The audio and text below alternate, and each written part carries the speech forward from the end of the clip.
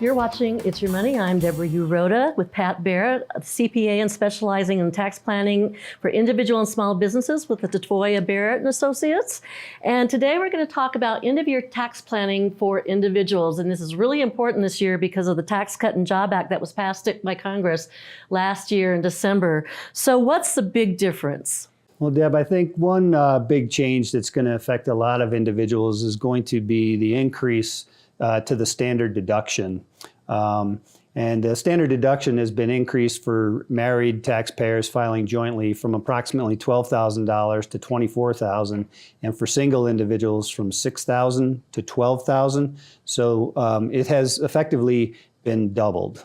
And there's a give and take here. What was eliminated? Yeah, there's always some give and take, with Congress. And part of an offset to the increase in the standard deduction was the elimination of what is referred to as exemptions, which was another deduction that taxpayers were able to take in addition to the standard deduction, but it's no longer available.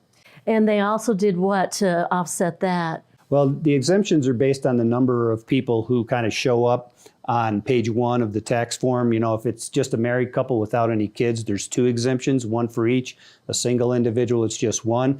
But if you have a family, husband and wife and perhaps 3 kids, that's 5 exemptions. And those exemptions were worth over $4,000. So, those families are losing a significant deduction with the elimination of the exemptions, but it's been offset by a child tax credit to try to help soften that blow for those taxpayers.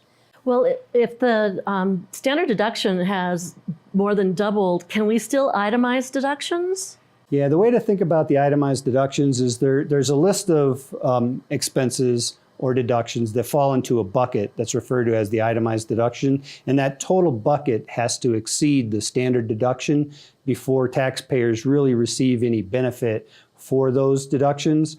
And that bucket includes your medical expenses, state and local taxes, mortgage interest, and then charitable contributions. And it also used to include a category referred to as miscellaneous itemized deductions, which was mainly tax preparation fee and investment management fees. Those expenses have been eliminated completely. Is there a cap on state and local tax deductions? Yes, the state and local tax deduction, which includes your property taxes and income taxes and also personal property tax on your vehicle, has been capped at $10,000. And what about mortgage interest? You talked about that. Are there any limitations for someone, say, who refinanced their house 5 years ago? Well, there's been some grandfathering. If your mortgage was in place by December 31st of 2017, you should still be able to deduct your mortgage interest under the old rules. But if you enter into a new mortgage beginning in 2018, you could only deduct interest to the extent your loan is $750,000 or less. Okay.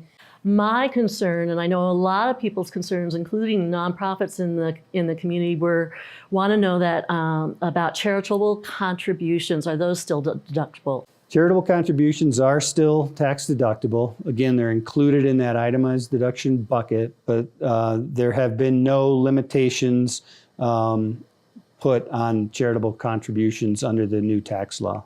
So basically, all these itemized deductions in my little bucket has to exceed the standard deduction of $12,000. So if I have $13,000 in deductions, it'd be worth it because you get an extra $1,000. Correct. All right. And what about year-end planning? We were talking about that earlier, and it seems like it's really important to not just look at this tax year, but to look at next tax year so you can make some end-of-year decisions. What are some of the bigger ones that you see a lot and are concerned about for your clients? Well, one strategy that people use, especially if they're getting close to that standard deduction level, is you can use a technique that's referred to as bunching, where you bunch as much of your itemized deductions into 1 year. And of course, those have to be the deductions that you have some discretion over. Charitable contributions, seems to be the big one.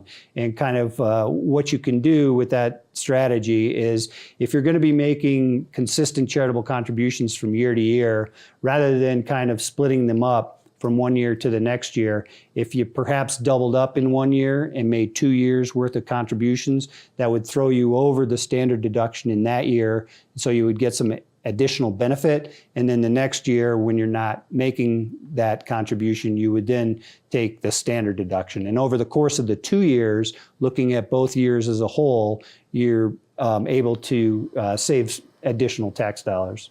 Well, so it sounds like it's really important that you talk to your tax advisor about the next 2 years, because you can save some money both either this year or next year. And everybody's situation is so unique. That's true, Deb. There's no one-size-fits-all strategy, for year-end tax planning. You really have to look at it on an individual-by-individual situation, because everyone's situation is slightly different. And it is very important to look at least 2 years as a whole.